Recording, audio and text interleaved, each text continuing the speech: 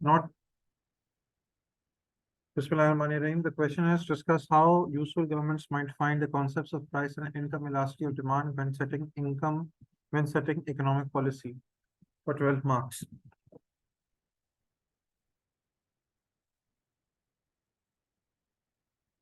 इस क्वेश्चन में जो आपको सामने स्क्रीन पे नजर आ रहा है, I have written the marking scheme, and in fact I've written the entire question in the form of a grid so that it becomes easy for you to understand. और मैं आपको बहुत जल्दी, बजाय से खुद लिखूं, बहुत जल्दी आपको मैं समझा सकता हूँ। ये जो इस वक्त आपको नजर आ रहा है, 3 कॉलम्स है, knowledge and understanding, analysis and evaluation और कंक्लूजन। ऑब्जर्वेशन तो मैंने आंसर के बारे में ऑब्जर्वेशन अपनी दी हुई है।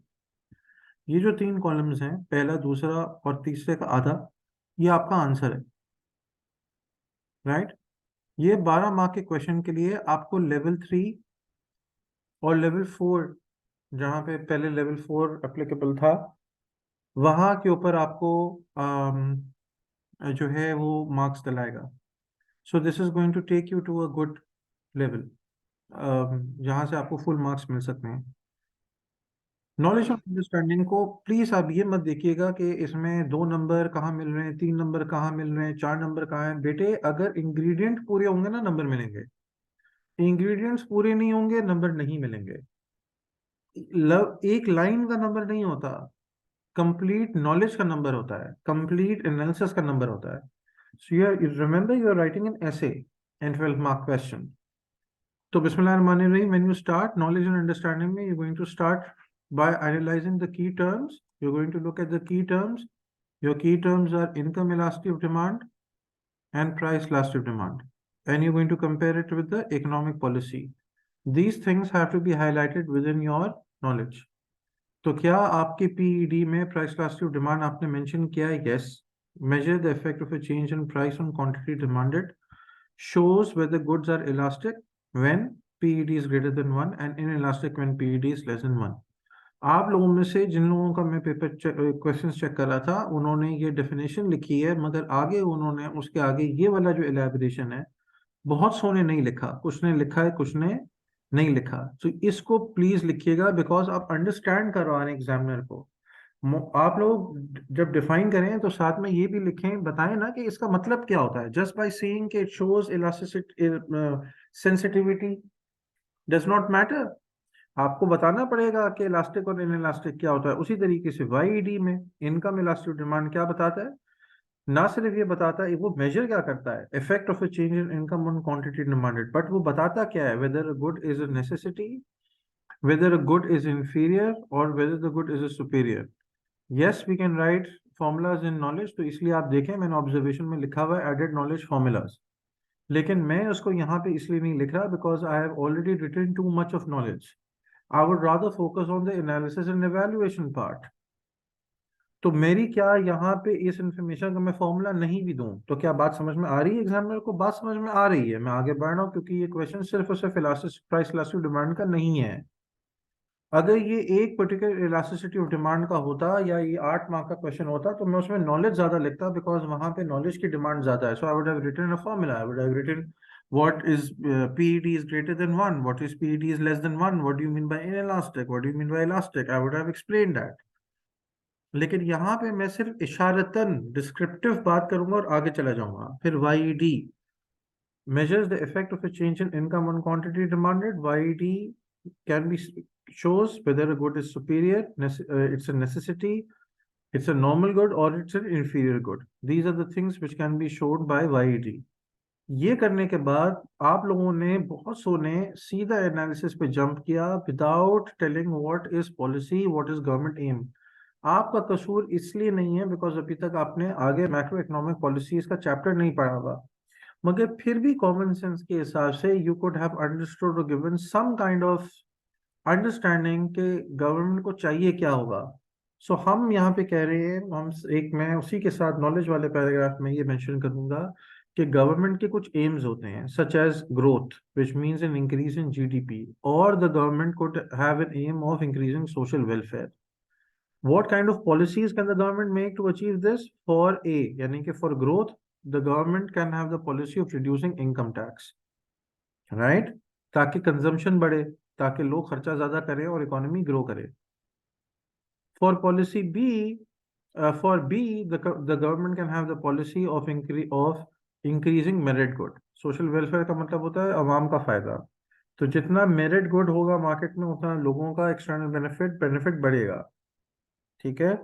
तो आप मेरिट गुड ज्यादा प्रोड्यूस करेंगे, और वो कैसे कर सकते हैं? वो कॉस्ट पॉलिसी के थ्रू कर सकते हैं, by providing subsidies on MG merit goods.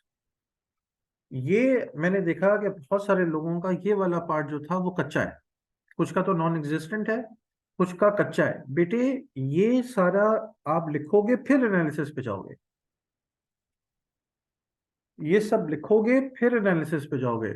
आपने पहले जब तक ये बताया नहीं एग्जामिनर को कि आपको पॉलिसी, इकोनॉमिक पॉलिसी समझ में आती है या नहीं आती, तो आप पीईडी और वाईडी का एनालिसिस कैसे करेंगे? Excuse me. Now very quickly, आप एनालिसिस में ग्रेड बनाएंगे। ठीक है, ये क्वाड्रेंट बनाएंगे। PED, when is it useful, when is it not useful, right? One, when is it useful, when is it not useful. उसी तरीके से YD, when is it useful, when is YD not useful in making policies. आपका analysis और evaluation इन चार quadrants पर depend करता है। पहला जो वाला जो आपका क्वाड्रेंट है, यानी कि जो ऊपर के दो खाने हैं, वो एनालिसिस है।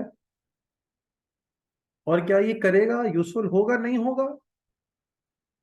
वो नहीं होगा, वो इवैल्यूएशन है, वो नीचे के दो खाने। ऊपर के दो खाने एनालिसिस, नीचे के दो खाने इवैल्यूएशन। क्योंकि क्वेश्चन क्या कह रहा है? How useful the government might find the concept of price and income elasticity. क्या यूजफुल होगा? हाँ यूजफुल होगा, हम बता रहे हैं कैसे होगा।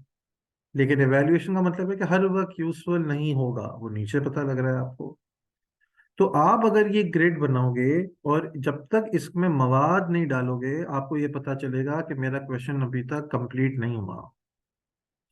मैंने जब आपसे पूछा था बैठकर कि आप अपने आप को खुद ग्रेड करो बजाय मेरे मार्क्स दिए हुए, और मैंने आपको कहा था कि आपके ये चार रिक्वायरमेंट पाई जाती हैं, तो आप लोगों में से कुछ उन्होंने खुद ही क्रॉस लगा के बोल दिया था कि नहीं यार, ये मुझे नजर नहीं आ रहा।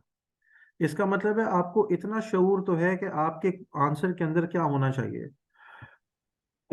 You use this grid, you are not going to go wrong anywhere. Now let's fill it together. PED, when is can it be useful for increasing merit goods? क्यों? क्योंकि हमने यहाँ पे एग्जांपल दी कि मेरिट गुड से social welfare बढ़ेगा। हम क्या कर सकते हैं? हम सब्सिडीज इंक्रीज कर सकते हैं। किस पे? मेरिट गुड्स पे। तो मेरिट गुड्स की सप्लाई बढ़ेगी, मेरिट गुड्स की सप्लाई बढ़ेगी तो सोशल वेलफेयर बढ़ेगा। How does the policy of PED tell us? PED, how does the policy is affected by knowledge of PED? If merit good is price elastic, then providing subsidies will be effective. आज आपने class में किया था ये, आज आपने class में किया था, इसी को रिपीट करते हुए मैं दे रहा हूँ। Will be effective. If MG is inelastic, right?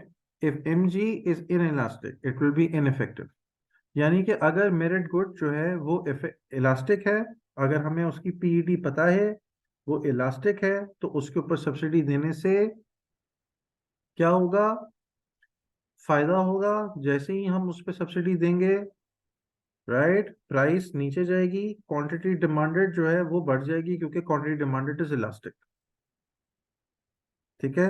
तो हुकूमत का मकसद क्या है? क्वांटिटी ऑफ मेरिट गुड्स को इंक्रीज करना, वो पूरा हो जाएगा। लेकिन अगर वो इनफेक्टिव, अगर वो पीईडी इनइलास्टिक है, तब भी हुकूमत को पता चल जाएगा। तो इससे क्या होगा? Government will save money, the government saves government spending. हुकूमत को पता लग जाएगा किस गुड के ऊपर सब्सिडी देनी है, किस गुड पे सब्सिडी नहीं देनी। There you go, that is how useful it is. इससे पता चलेगा कि ये सब्सिडी है। ये लाइन लिखना है बेटे, ये लाइन लिखना है। This is the line which has to be there. This shows the usefulness of understanding the PED, right? How successful will it be? How successful will it not be? क्या subsidy देने, क्योंकि subsidy is what, government spending, it is money, it is capital, हुकूमत का precious पैसा है ये। तो क्या हुकूमत ऐसी चीज पे लगा दे जिसके कोई फायदा ना हो, जिसकी क्वांटिटी बढ़े ही ना, पैसे लगने के बावजूद भी, क्योंकि उसकी डिमांड इनएलास्टिक है? नहीं। तो यहाँ पे हुकूमत अपना पैसा बचा सकती है by having the knowledge of PED. हाँ, ये आपने आंसर कर दिया। अब आप आगे बढ़े। ठीक है, however this knowledge of PED will not always be useful. आंखें बंद करके पहले एक लाइन में लिख दें कि the information regarding the PED is not always accurate. The government or the other agencies may not have accurate information about the elasticity of goods, because that is true. It is not, it is very hard. And this point can come directly from Imran Latif, the reference book which has been given to you. Now, the other part जो कि evaluation में लिख सकते हैं वो ये कि चलो ठीक है, गुड तो इन इलास्टिक है और हुकूमत ने लगा भी दिया, लेकिन हो सकता है उसकी प्राइस इलास्टिक ऑफ सप्लाई आपको पता ना हो, और price elastic of supply in elastic है। अब कर लो, दे दो अब आप पैसा प्रोड्यूसर को। अगर उसकी सप्लाई किसी चीज की इन इलास्टिक है तो क्या प्रोड्यूसर उस पैसे मिलने के बावजूद भी उसकी सप्लाई इंक्रीज कर सकता है? नहीं कर सकता। तो क्या यहाँ पे सब्सिडी का फायदा होगा? यहाँ पे सब्सिडी का फायदा नहीं होगा, क्योंकि quantity of merit good will not increase. ठीक है, ये बात समझ में आ गया? ये है इसका। अब आप ये करेंगे, ये वैल्यूएट आपने कर दिया, आगे बढ़ जाएंगे। अब आप वाईडी का पीछा करेंगे। वाईडी कब इस्तेमाल हो सकती है? Policy for growth. जब हम ग्रोथ के बारे में बात करें, ग्रोथ का मतलब होता है जीडीपी में इंक्रीज। जीडीपी में इंक्रीज के बहुत सारे फैक्टर्स होते हैं, उनमें से एक ये कि कंजम्पशन इंक्रीज हो रहा हो, सी। एक उनमें से इन्वेस्टमेंट इंक्रीज हो रहा हो, आई। एक गवर्नमेंट स्पेंडिंग इंक्रीज हो रही हो, जी। और एक्सपोर्ट्स इंक्रीज हो रहे हो। तो लेट से हुकूमत कंजम्पशन को बढ़ाने के लिए, हाउस होल्ड्स का खर्चा कराने के लिए कुछ इकदाम करती है ताकि जीडीपी बढ़े, तो हुकूमत क्या करती है? इनकम टैक्स कम कर देती है। इनकम टैक्स कम करेगी तो डिस्पोजेबल इनकम वाईडी बढ़ जाएगी, which means that consumers will spend more on normal goods. Okay, now the economy will grow. अब आप assumption क्या ले रहे हैं? If luxury normal goods contribute more to GDP, यानी कि अगर हमारी जीडीपी के अंदर जो लग्जरी गुड्स हैं उन इंडस्ट्री का हिस्सा ज्यादा है, तो हमारी इनकम बढ़ने से हम उनको ज्यादा कंज्यूम करेंगे, इकोनॉमी ज्यादा ग्रो करेगी। मगर अगर हमारे जीडीपी में उस गुड्स का कंट्रीब्यूशन ज्यादा है जो कि इनकम इन इलास्टिक है,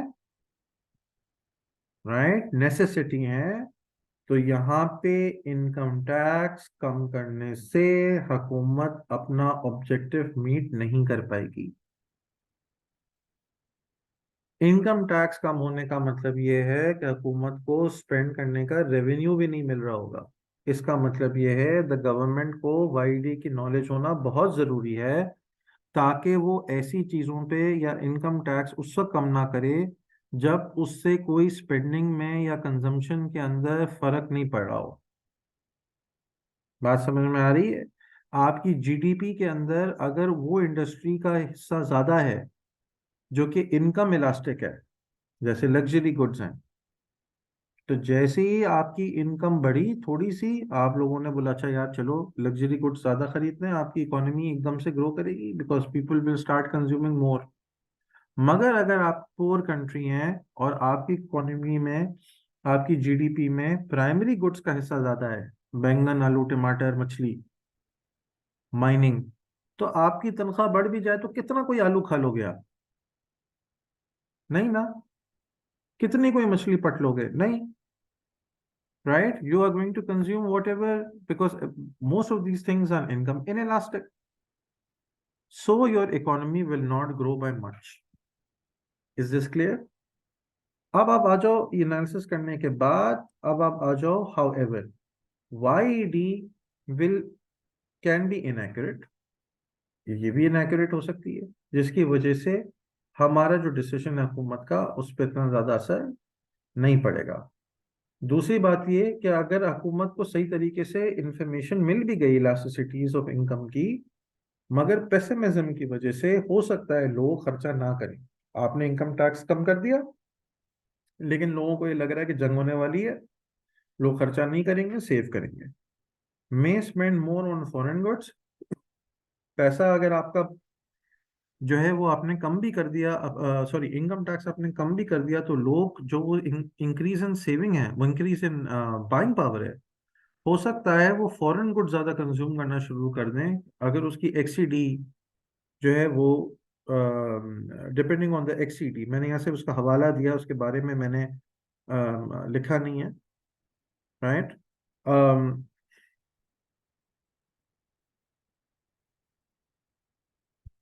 तो ये लिखने के बाद, ये इवेल्युएशन है, ये करने के बाद मैं कंक्लूजन में चले जाऊंगा। I will write only a 2 or 3 line conclusion, not more than that, because to me I have done my job. Both are important for policies. YD, PED, fluctuations in price is more common than income fluctuation in income. तो इसका मतलब है कि PED will having information of PED is more useful than having information on YED. It has far-reaching impact क्योंकि PED ज्यादा लोगों को असर करता है, प्राइस इलास्टिक डिमांड से ज्यादा लोगों पे असर पड़ता है, rather than understanding the changes in YED. और ये कह के मैं खत्म कर दूंगा कि ये गवर्नमेंट के लिए कब इम्पोर्टेंट है, कब इम्पोर्टेंट नहीं है, क्योंकि मैंने इसकी अच्छी खासी इवैल्यूएशन ऑलरेडी कर दी है। How satisfied I am very satisfied with my answer. हाँ, हालांकि could it be me made better, yes. So let's understand, I have given you 36 lines in your booklet. Why? So that you first start writing that 36 lines. It does not mean that your answer should be 36 lines. Minimum 36 लाइनों तो लिखो ना। So the entire class has now started to write 36 lines or even 30 lines. Just imagine कि आज से कुछ महीने पहले आप 8 लाइन भी नहीं लिख पा रहे थे। मैं कलेक्टिव क्लास की बात कर रहा हूँ। So now, if people buy more foreign goods, then import duty revenue would increase, so government revenue and budget is not affected. Ji, it is not affected, depends upon that. यहाँ पे बात growth की हो रही है, GDP आप import करते हैं तो जीडीपी कम हो जाती है सर। अच्छा, टाइम जो है वो 25 to 30 मिनट्स के अंदर इसको लिखें। 30 मिनट आपका मैक्सिमम होना चाहिए। एडेड नॉलेज क्या हो सकती है, फॉर्मूला हो सकता है, और यहाँ पे आप एक ग्राफ डाल सकते हैं ऑफ योर सब्सिडीज। ठीक है, सब्सिडी या टैक्सेस का, टैक्स कम करने का या सब्सिडी का आप इम्पैक्ट डाल सकते हैं when your product is in elastic और इलास्टिक।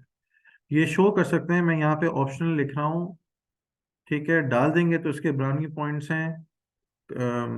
लेकिन ये कि मेरे हिसाब से कि पहले आप फोकस करने on getting all the information in there as possible. Assumptions जहाँ पे है वहाँ पे जरूर लिखें। Link with policy and aims, अगर आपने ये नहीं किया हुआ, जो कि आपने अमूमन गलती की भी थी, मारे जाएंगे आप। Try to meet level 3 requirement, यानी कि ये सारी चीजें आपके क्वेश्चन के अंदर हों, तब जाके आप लेवल 3 पर पहुंचेंगे and you will be getting 12 on 12। So this was my small class. The reason I wanted to do is was I did not want you to sleep with curiosities. I will be putting this as a video. I hope this is helpful और इससे आपको फायदा मिला हो। अब आपका काम ये है कि now redo this on your notebook for your own preference. जिन्होंने कर लिया ठीक है, जिन्होंने नहीं किया वो कर लें, और कोशिश करें कि अब आप 40 to 42 लाइंस के अंदर इसका आंसर इन सारे पैरामीटर्स को रखते हुए सॉल्व करें। Thank you so much. Assalamu alaikum.